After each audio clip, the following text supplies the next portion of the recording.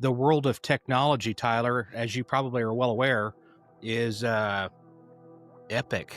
I mean, it is absolutely incredible the amount of technology that is existing right now. And we are solving cases today that 2 years ago we wouldn't have solved. I mean, they would have been cold cases, no doubt.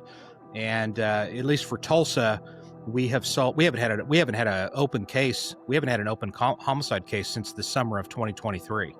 So I think we've got like 110 straight, if not a little bit more than that. So you mentioned technology is obviously playing a role in crime scenes and just police in general. Do you see AI coming in and starting to be used in the police force in any way? Absolutely, absolutely. I have heard that in some way or another that they've used AI and they feel like they've solved the Jack the Ripper case from England, and I don't know how you do it. I mean, the technology, just that technology in and of itself, Tyler, is look what that's able to do, and that's overnight. I mean, AI. I know AI has been around for quite some time, but for us, just the general citizen, it's new to us, man. I mean, within the last year, maybe. Let's say it's a VW bug that was seen leaving from that scene, and you can just check the camera for VW bugs matching that description. And let's say you had one hit off of a camera within a minute of leaving the school, and it's about a minute away. Then it gives you a lead, something to work with, and then you get a tag, and then etc. I talked to a DNA guy not long ago, probably last year, and he just told me, he goes, "Listen, in another 10 years, you might not even think about you better just not even think about committing a murder." The DNA technology. Well, I'll give you a quick example of technology. One other example, real quick. And that's rapid DNA scanners.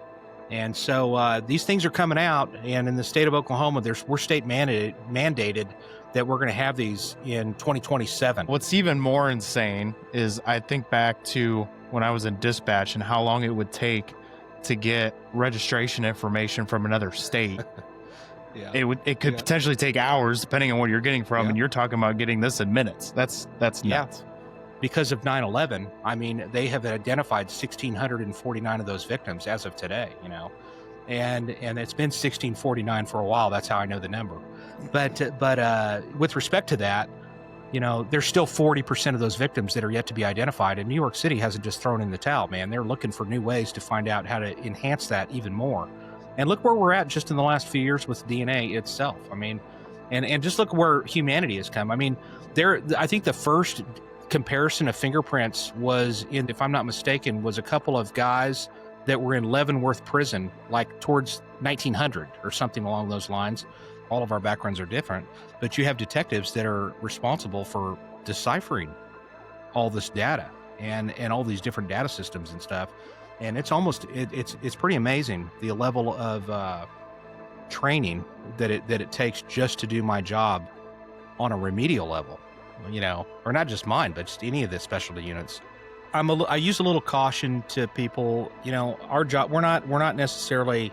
I know that in some ways, I think that people kind of visualize us in homicide as being kind of at the top of the mountain, so to speak. It's that position that detectives aspire to become.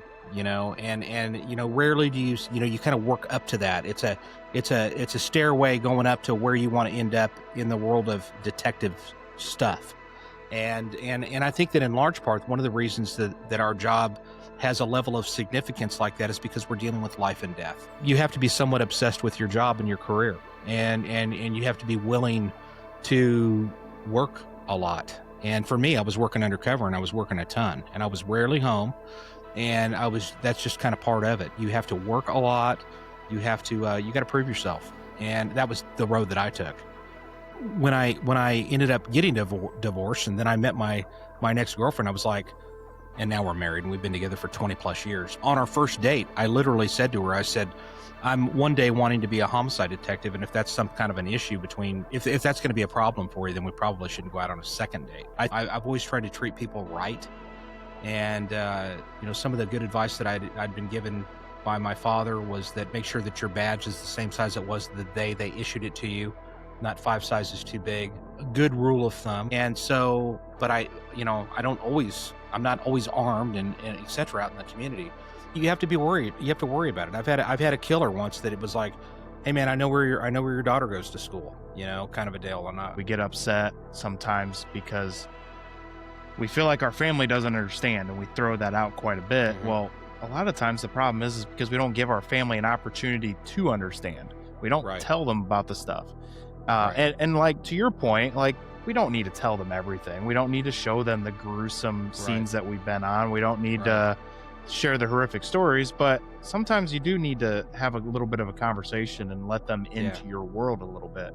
For somebody that didn't work in the medical field, or the law enforcement world, they haven't been trained, and they probably look and they see, it's nothing for me to get on the phone and start jibber jabbering about some kind of a case and having a lengthy conversation about it. But when your wife asks, well, what was that case about? And you're like, yeah, I don't really want to talk about it. It's weird. I don't know the answer to why that is, but that is one of those things that can happen. I had a couple of really rough cases that happened in 2024. And I actually had a moment where I thought, man, have I seen it? Have I just reached that point of no return where I just really should maybe do something different? One of the coolest homework assignments I got when I was in college back in the day was our college professor had us, he'd give us a decade, and we would have to pick a month and a year from the 20s. And we had to research on microfiche the New York Times. And so we would go and we had to find violent crimes that happened within the May of 1922 or something like that. And that would be your month, and then somebody else would have one, and then you'd have to research all the different crimes. And I'll tell you something right now, macabre killings have been happening forever. Okay. People have been getting killed for a long, long time, or they've been committing crimes for a long, long time. What? Well, I'll tell you this. Go back to, it's recently been in the news, the Buford Pusser, Sheriff Buford Pusser from McNairy County, Tennessee, Walking Tall movies, Oh, yes. And that's a big deal because, and there's a lot of people like, well, who cares at this point? Well, I care.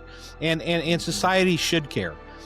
We want to know the truth. And it's for Pauline Pusser is why we need to know that. And I've told a lot of people this because, I had that on my podcast, and I had a lot of negative, I got a lot of great comments, and I got a lot of naysayers and a lot of really ticked off people because they were Buford Pusser's fans, and I had to remind people that I'm like, listen, out of the Mount Rushmore of if Tennessee had a Mount Rushmore, they'd have Dolly Parton on there, they would have Elvis Presley, they would have Davy Crockett, and then the other person would be Buford Pusser.